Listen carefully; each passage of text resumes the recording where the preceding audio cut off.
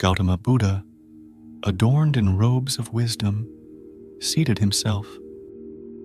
Gathered around him were hundreds of disciples, their minds hungry for the pearls of enlightenment that were to fall from the lips of the awakened one. Among the expectant crowd stood Mahakashyap, an unconventional disciple who, in the eyes of the community, had been deemed a fool.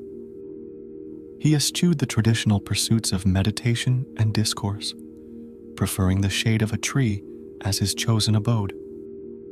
On this particular day, Gautama held in his hand a simple flower, a lotus, a vessel of beauty that encapsulated the essence of existence. The air was thick with anticipation as the assembly waited for the sage to unravel the mysteries concealed within the folds of his silence.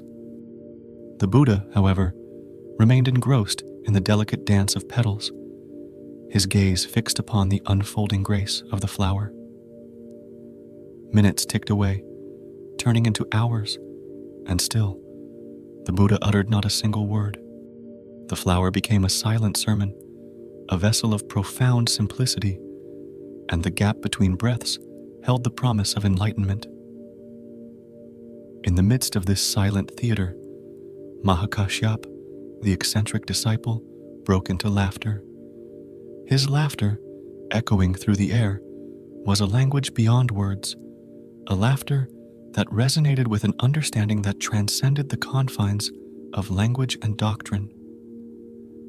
When questioned about this unorthodox exchange, Gautama responded with words that would echo through the corridors of spiritual history. What I can give in words, I have given you. What I cannot give in words, I have given to Mahakashyap.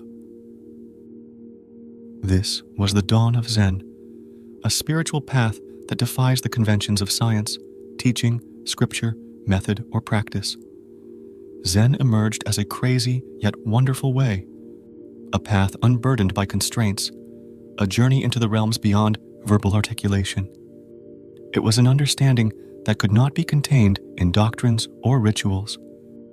It could only be felt in the deep recesses of one's being.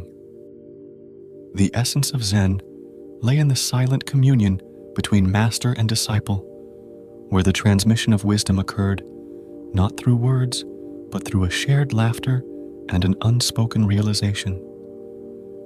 Mahakashyap, the unconventional disciple who had been dismissed as a fool, held the key to this silent transmission. In the eyes of the community, he was a man beyond the reach of conventional teachings.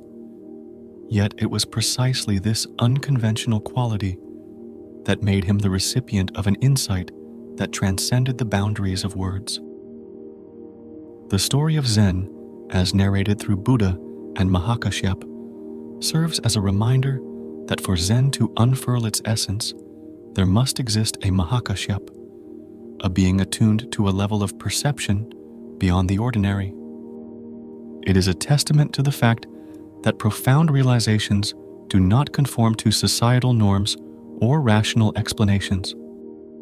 As we reflect on the birth of Zen, we recognize that this silent exchange between Buddha and Mahakashyap unveils a spiritual path devoid of shackles.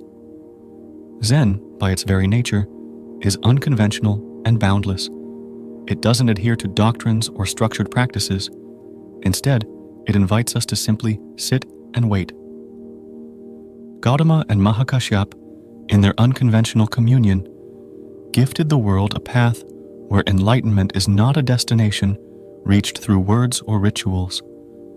It is an unspoken liberation that happens when the mind transcends the limitations of language and dwells in the pure, unadulterated present.